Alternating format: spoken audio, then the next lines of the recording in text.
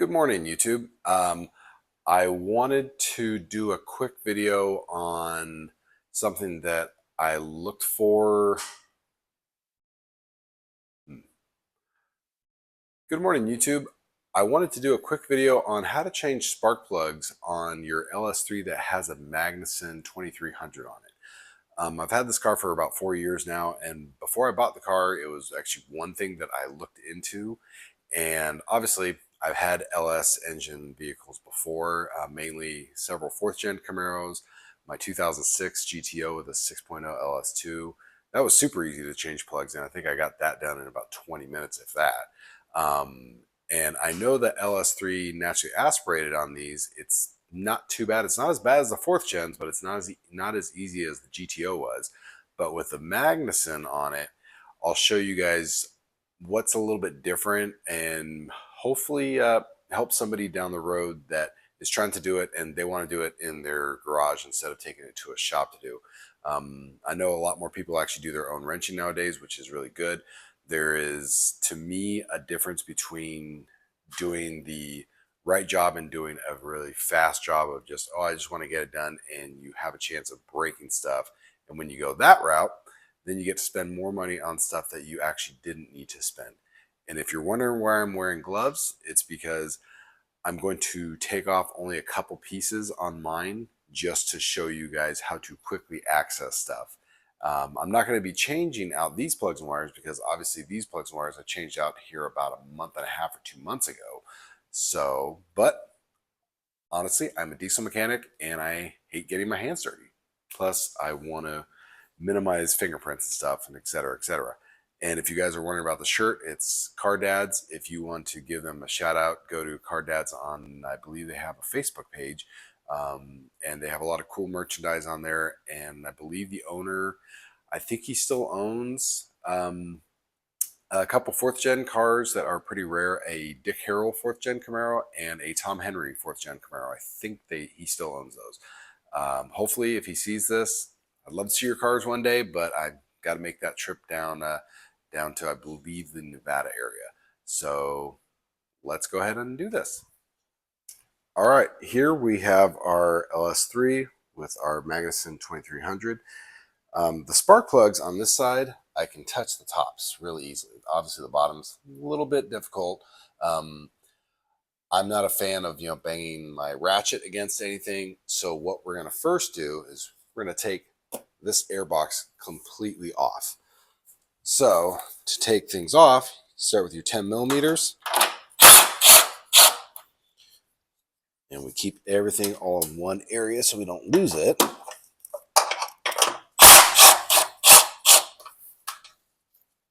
So we got those two off, so you only have 2 for the box itself.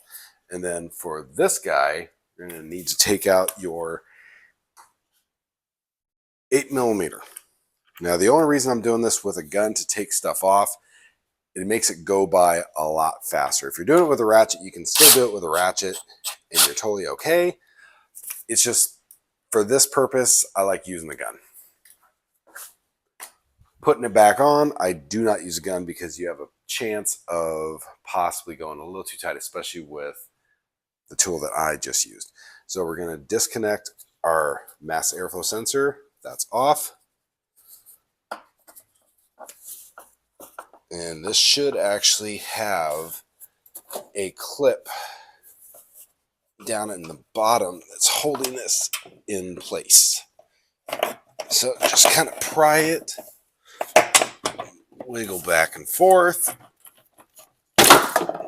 Eventually it pops up just like that. So we're going to take our box. This is the bellow. We're going to set it on the side of the car.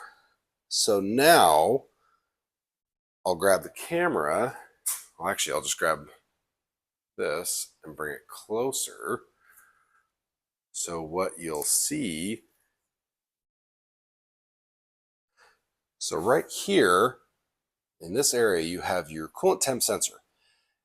Now, I've seen on some videos, people have actually, when they've gone into the spark plugs, they will unplug this, but they'll just use a ratchet and just their spark plug socket, like so. Now the problem with this is when you put it in, it comes really close to that because it will suck in there. And when they go to break it loose, they have the tendency of it'll crack that sensor, and unfortunately you have to have that sensor. So to remove it properly, you have to drain the coolant, thread it out, thread in a brand new sensor, plug it back in, refill the coolant, burp the whole entire system. You just spent a lot of extra time and money on something that you did not need to do. So what I do, my ratchet, I'll put a small extension on it, put that through. So once you put it in, and once it sucks down, you actually have quite a bit of room away from that sensor so you can get every one of those off. Makes it super, super easy. This whole side, you can get this done, including this portion, in, I don't know, matter of 4 to 8 minutes, 10 at the most if you're struggling. So for the spark plug wires themselves, now I've done it on old 4th gens that had 60,000 miles on it, 100,000 miles on it. I think the last time I did mine, when I had it, had about 165 because I did a heads cam change on it. They're pretty stuck on there. So anytime you're going to do spark plugs and wires, or even if you're thinking, oh, okay, I'm just going to change out my wires because I just want to run either MSDs or something. Or even if you just want to just take them off because you want to clean something, whatever it is, if you're planning to take these off, you might as well buy a whole new set of spark plugs, because there's a very good chance, no matter how old or how new they are, these are going to rip apart. Not from here, obviously, but from right here, from the boot.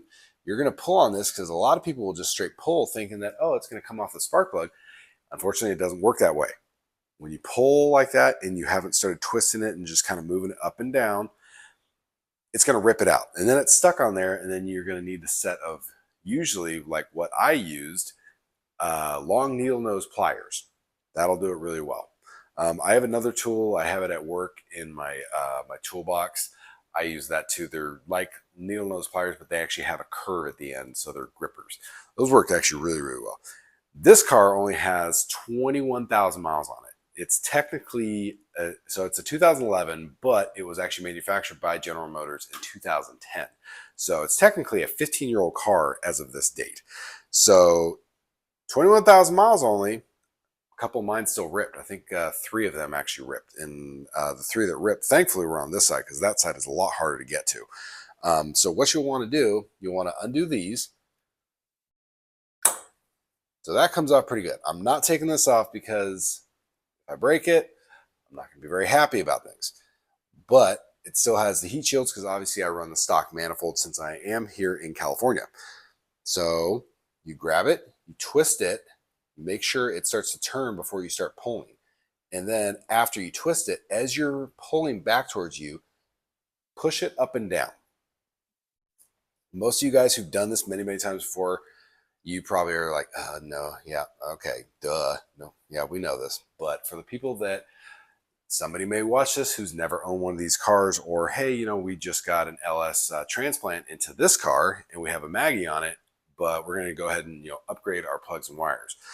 So hopefully this will help out. Anyway, twist, do up and down, and as you're pulling back, and it should pop off. If it doesn't pop off, because of age, it'll probably rip. You'll have to use needle nose pliers. You can get it out that way. So let's go ahead and put our wire back on. Make sure it seats all the way. And so once you're done with this whole side, you can go ahead and put your air box back on. You can connect everything. Before you move on to the next side, this is only what I do. I don't say this is not the proper thing to do. Everybody has their own way, but this is what I do. When I'm working on one side, I will finish up everything on this side, make sure everything is secured and fastened before I even move to the next side. The next side is going to be a little bit difficult because of the magneton. Obviously, if this was a naturally aspirated LS3, we wouldn't have to do these next steps that I'm going to show. But because we have this awesome thing that gives just a little kick in the pants, makes a little bit of whining, still trying to find that problem. It's not a problem. It's actually fun. But when we get to that side, I will happily show you guys. So let's go ahead and put our air box back in, and then we will transition to the next side. All right, so we have everything put back on this side. Our air box is back in. Our neck is back on. We installed this. Make sure that everything is correctly connected up to your throttle body, because if not, if it's loose at all, you're going to notice your RPMs bouncing around a little bit.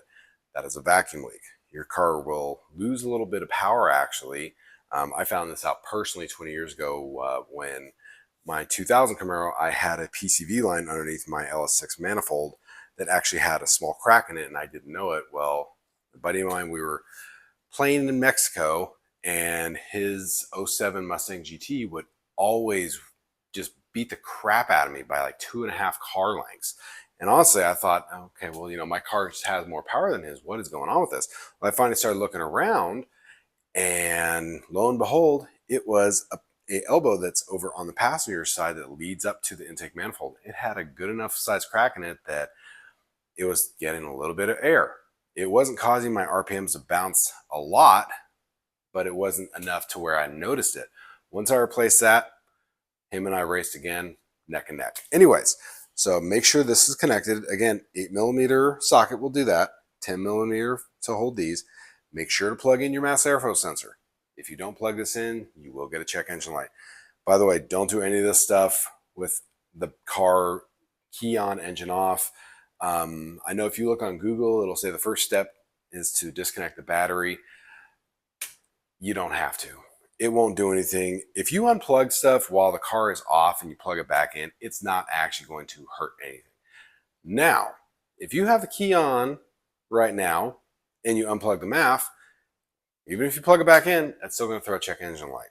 And then you're probably going to have to go down to your local parts store for them to scan your code and just verify. It's been a while since I've had that done, so I don't remember if they'll actually clear the code for you or if they'll just say, oh, you got to take it to someplace to get repaired. Most of you guys probably either have a scanner to clear code or you know somebody, so that works out good. Anyways, we have that plugged in. We have that fitted. So let's move on to the passenger side. This is where it gets fun, but remember, it's only this fun when you have a supercharger. These make the cars go fast, and they make working on the engine just a little bit more fun.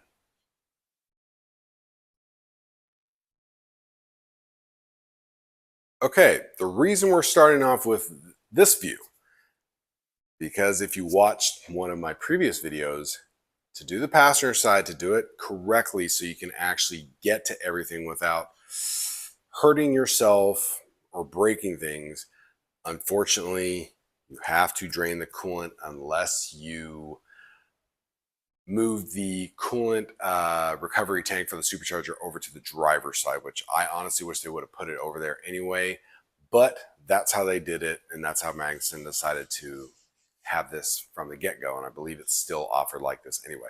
So if you have a low profile jack, slide your low profile jack under here. I just find actually a piece of the suspension, and I'll lift it up from there. Place a small jack underneath the front to hold it up. If you don't have a low profile jack, have a smaller scissor jack, go from the back here. What you're going to do is you're going to find a piece of the body that's the nice steel portion. You're going to lift that up just a little bit so you can get your normal jack in, slide it under here, and get that piece of the body that you're trying to get, or the suspension. And then you can actually start lifting with that and then get a jack under there. You can leave both jacks in place while the jack stand is there holding it up. You can pull the jacks out while the jack stand is holding up, as long as you have a jack stand that you know is not going to fail on you. If your jack stand is questionable, go buy a quality one. If not, leave your jack stand there and your jacks there just to be sure. So then once you do that, you will come to the front of the vehicle where it's lifted up already. You'll have your pan, put it underneath the radiator, open the petcock, drain all your coolant out. Now, the reason why you have to do this is very, very fun, and I will show you how now.